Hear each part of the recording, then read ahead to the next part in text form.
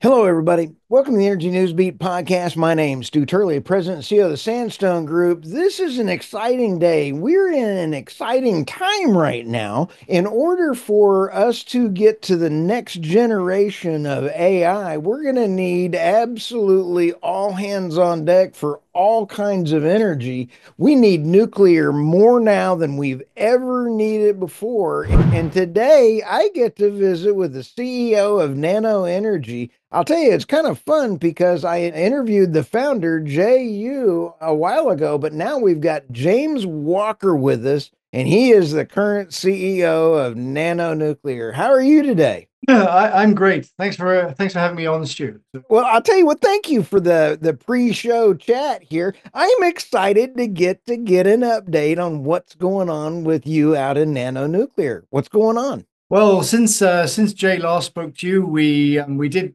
list as the first micro-reactor company, I think, in the world to list, and we did that on the NASDAQ, coming out early. And we've had obviously a great market response to all the things we're currently doing, so that was great, and that obviously enabled us to raise a significant amount of capital that we banked for the purposes of development and expansion and growing our teams out. Very recently, we've also bought some assets that used to belong to USNC, which I think are enormously promising. They sort of take us into the lead in the race to produce commercial products. And we'll be announcing things like development work on the site, where we intend to build that, and contracts with government and major industries with regard to that reactor system. That should be very interesting to start putting that news out there as we solidify these agreements. And, Nano's taken a very business-orientated approach to the industry and tried to de-risk its operations. So it's involved itself in the fuel supply chain, in transportation, just everything we can see that we have to do to ensure that we can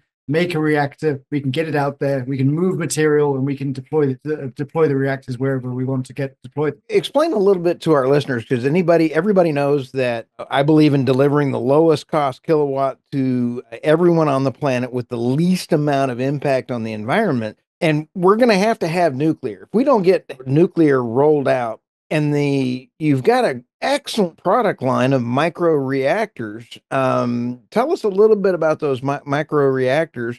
They're on a truck bed. I mean, this is pretty small. This is as small as we can make them, because when we were starting out, we realized that there was this huge untapped market essentially for power systems where diesel generators really had no competition. And so mining projects, oil and gas, disaster relief, military bases, island communities, all these sort of areas, you could put diesel, but you can't just put hydro or geothermal or wind or solar wherever you want. You need the conditions to be optimal at best. And even then, it's intermittent power. But nuclear, you can put it anywhere you want.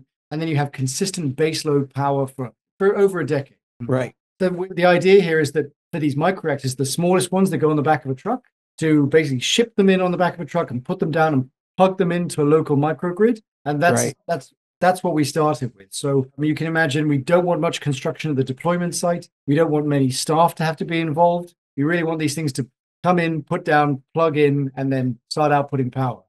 That's a dream come true. Years and years ago, I interviewed the CEO of Copenhagen Atomics, and I have not heard back from them on how they were planning on, by this time, getting one reactor out every few days.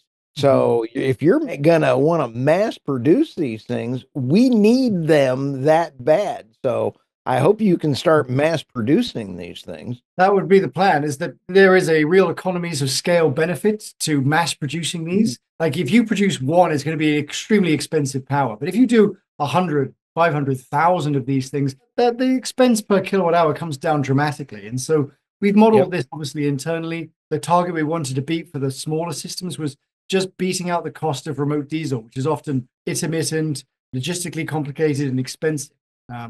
Now, James, say that again. I want to make sure that I got my slow, febile brain. I heard that.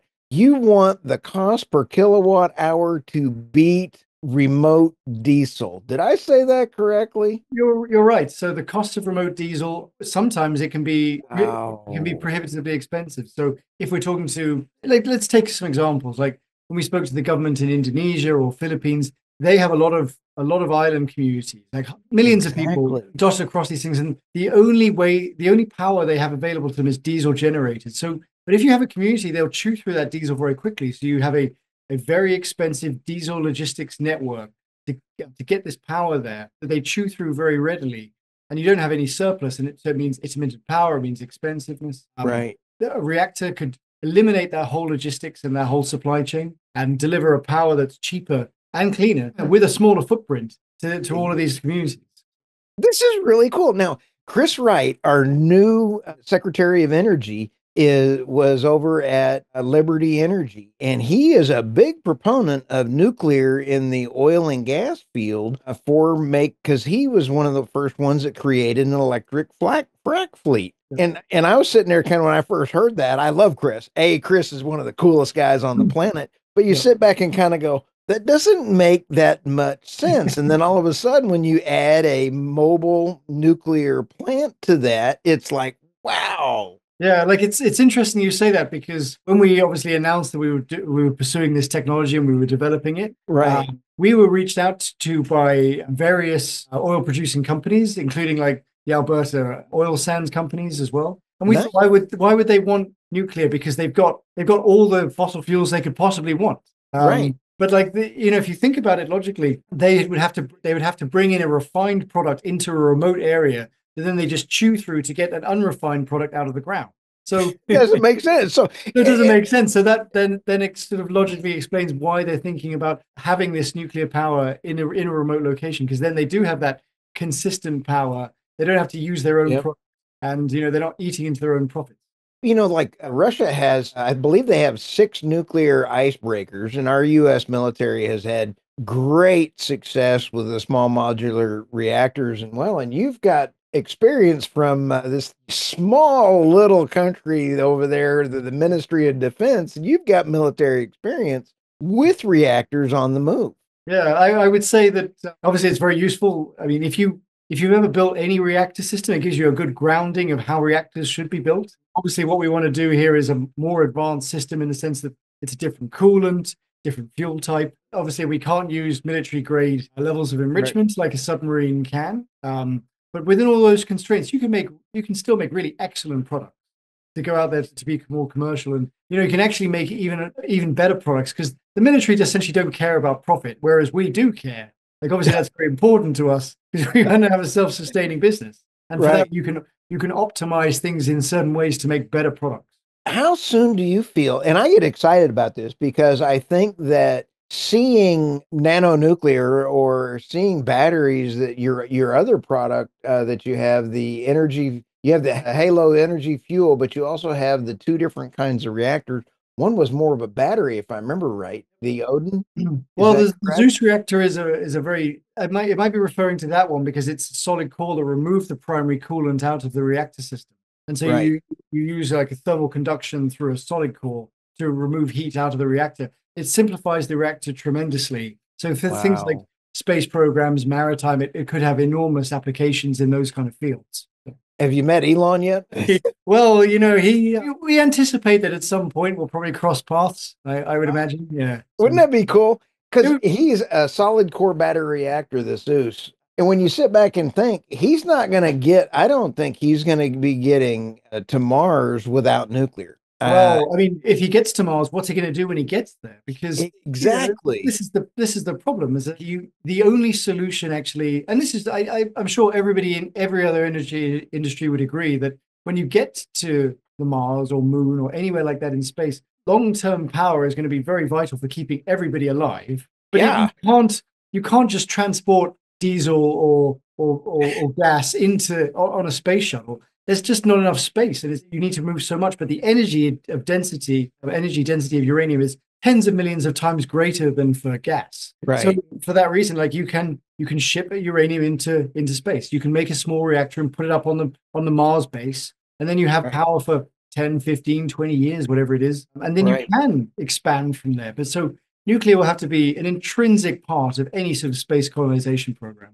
And with your military background, you would understand redundancy. I like having redundant power supplies and a microgrid at my compound. I prefer to have the ability to flip a switch and turn the power on, and you've got to just have redundant those kind of systems. And Agreed. Like, it's, Mars is it's fairly far away. Like if something goes wrong up there with regard power, I mean, it's very difficult and timely to get a solution up to you. Like, you'd be looking at, months and months of delivery time, to get anything up there to replace anything. Well, do you think any of your other high tech folks that are in AI would be very interested? Because if you take a look at the Stargate in Abilene, Texas, right now, they're putting in a natural gas power plant that is a pretty much its own microgrid right now because it's a big enough microgrid to support 90,000 homes just to support the Stargate AI data center. Do you think data center is going to be a huge market for you guys? Oh, look, it's going to be absolutely enormous because I think the projections at the moment for the amount of power the US is going to need by like 2040 is like 160%. So more than double is going to have to be more than doubled by that time. And a principal reason is the data centers and AI. They're increasingly energy hungry systems. And look, Right. gas is actually a very good interim solution, I think. But long term, you're going to need way more power than gas is capable of producing at a huge baseload level because the downtime on these AI and data centers is several minutes a year. It's hardly anything. So you need Right. the highest capacity to power. You've got the highest capacity for power. Technology is nuclear. Right. So I think the tech industry has already gone all in on nuclear. Microsoft invested into 3 Mile Island. I think Amazon put $500 million into X Energy. I did not have that on my bingo card last year. I No, was I like, mean, wait a neither. minute, 3 Mile Island? Whoa. Yeah, like 3 Mile. Like, people don't know that there were actually two reactors, and obviously there was the meltdown everyone knows about, and then the Right. other one has continued to operate. And so all Microsoft bought that site out, which is already a licensed site, and refurbish it, and it needs power. Like it's whatever people had ever said about nuclear when it came down to brass tacks, they had to go after what was going to be realistic. Nuclear has a demonstrated track record of outputting a lot of power, Right. and we know provided you can make the uranium, you have decades of fixed cost power essentially can go out there. On your supply line, because one of the things that I picked up from Jay was he was looking at it from a total business model. And we talked about that for just a second, and that was the supply side of the uranium and everything else. And with our geopolitical problems looking to be solved, and I believe President Trump is going to be negotiating an end to the war here with Russia. I find it funny. I'm setting this question up in about three different phases. Yeah. Germany is in a energy crunch because of their bad management and their energy policies. They shut down their last nuclear. I think they're going to they were going to want those back up. They bought a huge amount of uranium last year, even with their nuclear plants shut down. I guess getting ready to try to apply to get them going again. That to me Yeah. is kind of why shut them down. But you're thinking about that supply side of things. Is that going to be a problem even if Russia how are you looking at that supply line? Because that's a This is big question. Oh, this, I think maybe it's the biggest question in nuclear. And then look, I think President Trump actually will broker a peace. There does seem to Right. be a real drive, especially in recent days, to push towards a solution, whether people want it or not. And there seems to be some resistance on that. That war will almost certainly end. It's unsustainable. But like what actually happened with regard to Germany was that it had a very powerful green lobby, and it had pushed very hard on to get nuclear decommissioned with the anticipation that they would replace nuclear with wind and Right. solar. And obviously, the wind and solar never got above a few percentage points in terms of output that the nuclear Right. power stations were capable of. So Germany ended up dependent on Polish coal, which is ironic because its carbon footprint went up. Don't listen to Green. And then it actually sourced power, ironically, from France, which was nuclear power. So Right. its energy bills went up and its carbon footprint went up. But that sent a whole message to the whole world that like you can be idealistic, but reality is going to punch you. So Oh, yeah. And they had I don't want to use the word, James, because I would probably butcher it up, but it was like a Fluffenlagen or something where they had no yes. wind going on whatsoever. I don't know what the word was. So if I just said something bad in German, I hope I didn't offend anybody, whatever a Fluffenlagen is. But they had whatever that was where they had no wind going on. So They had no wind, and like they came up with all sorts of other crazy technology, crazy ideas too. Like cutting whole forests down to replace them with solar farms that could never could not replace the damage that the cutting down of the trees had done. All sorts of things like that. And I think that the advantage of them doing that was for the rest of the world. It was an example of what not to do. And the US is not a stupid country. Like it saw what was happening to these countries that abandoned nuclear. And obviously, when the war broke out, and then relationships did become strained with Russia, the DoD was in a situation as well where they realized that its supply of material that was able to be produced domestically, well, the supply of material could effectively be cut. And then domestically, they couldn't produce anything. So by a certain period, late 2030s, maybe early 2040s, they would run out, their stockpile would run out. So submarines, aircraft carriers wouldn't be able to be refueled. So they would become a regional power. And that's an unacceptable thing for the US to not be able to project strength. Oh, absolutely. So the DoD obviously is very concerned about this. The DOE has taken action to try and prevent this from ever happening. So the domestic infrastructure now is being built back. The DOE, I think, wrote something like something like that $1 billion that it put out there to give to industry to build back the infrastructure so we could domestically produce that. Because even if relationships with Russia mend, it's something we want to be able to produce domestically and not be reliant on foreign powers, because it also limits your diplomacy. And that actually happened to Germany. It could not take a hard line stance against Russia over Ukraine because effectively it was dependent on Russian gas and all these kind of things. Oh, yeah. When you've got Lee Zeldin, who is now over the EPA, I believe that when President Nixon in the United States kicked off the EPA, it destroyed the nuclear industry. And boy, I love President Trump for saying, excuse me, Lee, for every one regulation you do, you've got to get rid of 10. Yeah. I like that kind of process. We have got to get nuclear where the UAE just put out, I believe it was last year, they did one of their reactors they brought online in under 4.5 years and under budget. We have got to hit that kind of standard. Oh, 100%. Like it was under budget and under time. And now they've got this big source of power for decades to come. And now these systems are built, it's a refueling exercise, even in a few decades when it runs out. And so that's sent a tremendous message that it can be done, and it can be done cost effectively. And anybody could do this with the right engineering teams and the right regulatory and government support. So we know it's possible. Well, as we sit here and we try to figure this out, I want to give everybody a shout. And what's your nano? It's Nano Nuclear Energy, and the stock symbol is NNE, if I remember right. That's absolutely correct. So good. I was looking at the right stock chart then. So I've added it to my portfolio to track because I've always had a very good policy on investments, and that is good management is good numbers.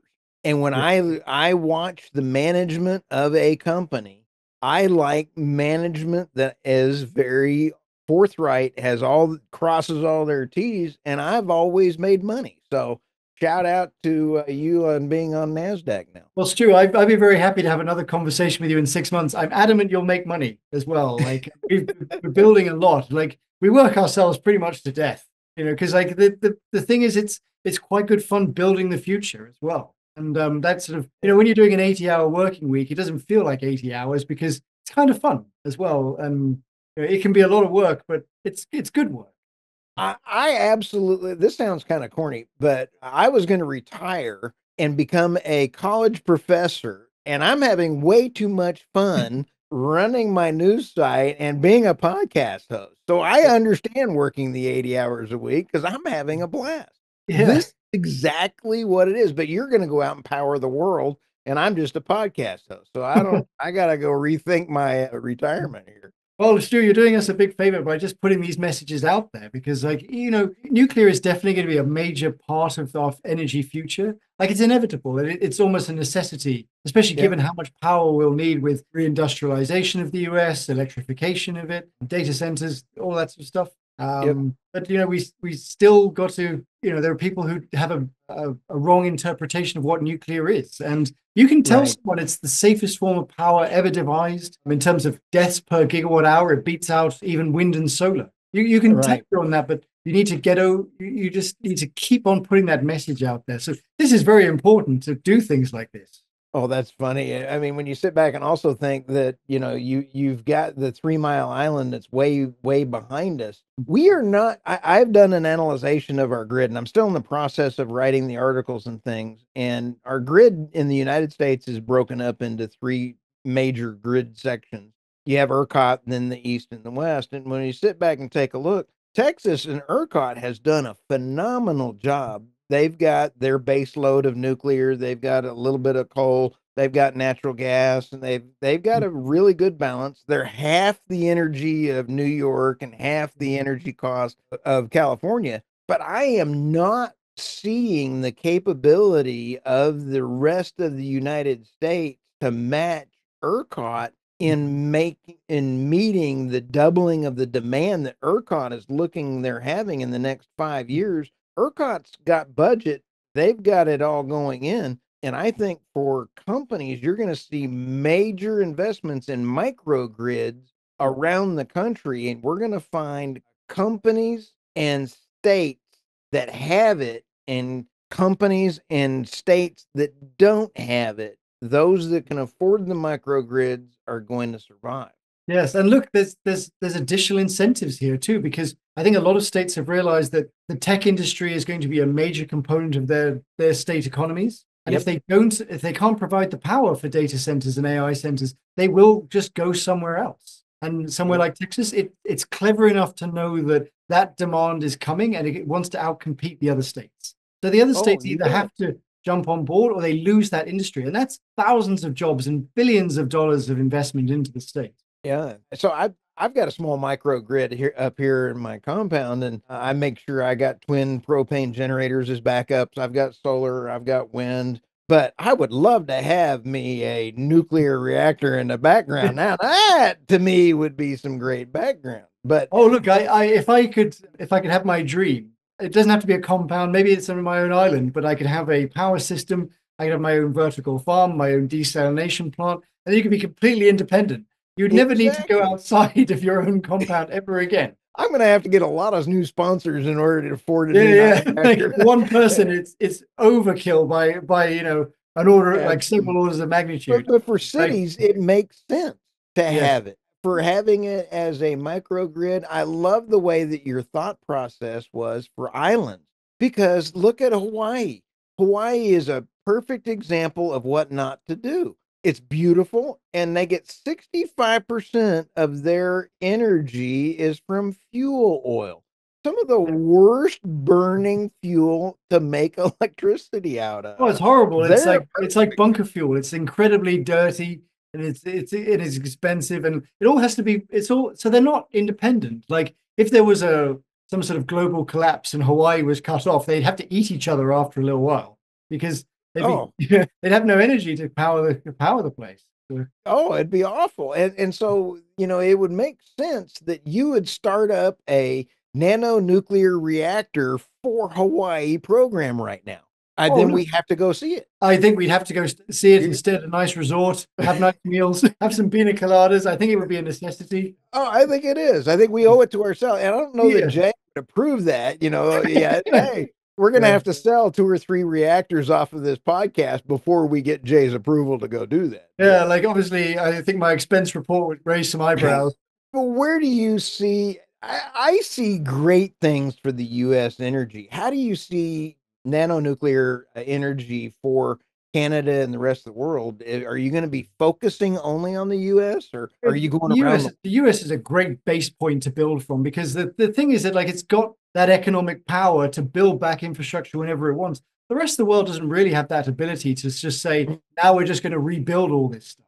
That's a very unique thing the US has, that kind of purchasing power. Now, Right. Canada does have a very good regulator. It does have a history of nuclear. It's not difficult to export a technology to Canada to be utilized there. And Canada have a massive desire for these systems too, because they've got hundreds of remote communities that are powered almost exclusively Oh with these. yeah, They have their own these would be military great bases. in Alaska. Oh, I love. Alaska, like all of those kind of locations. Like if you can Yeah. just bring in a system and put it down, and it doesn't need much construction, which you wouldn't want anyway, because it could be in the middle of minus 40 degrees. Right.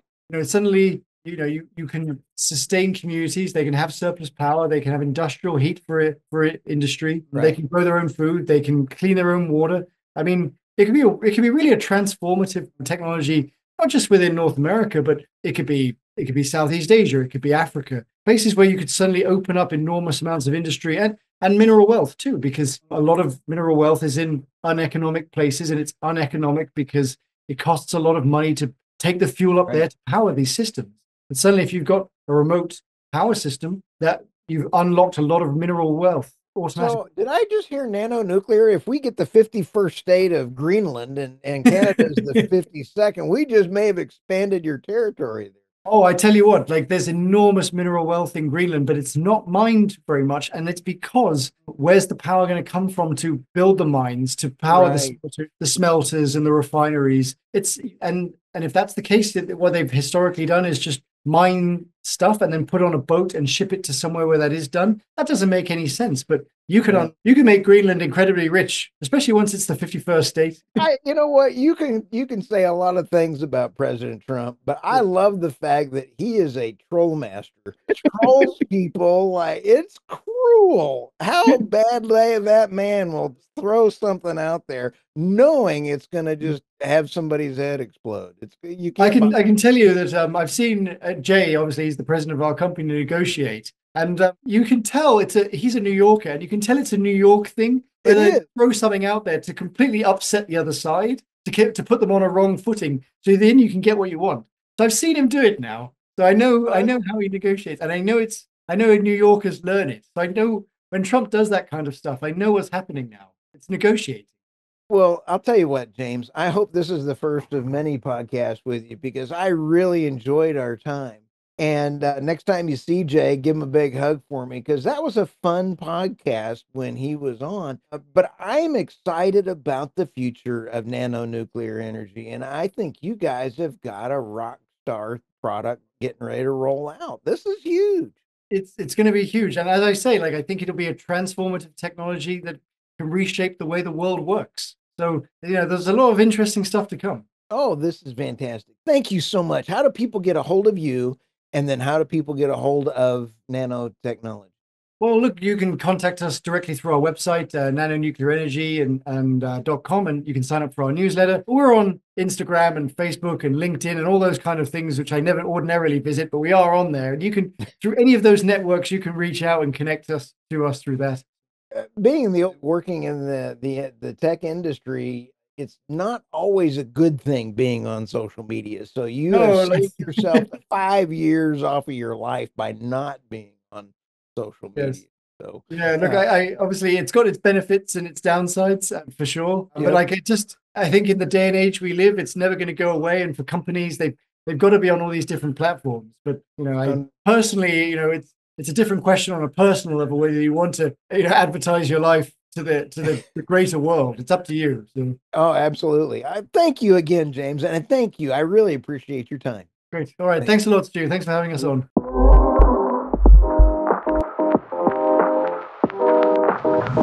you.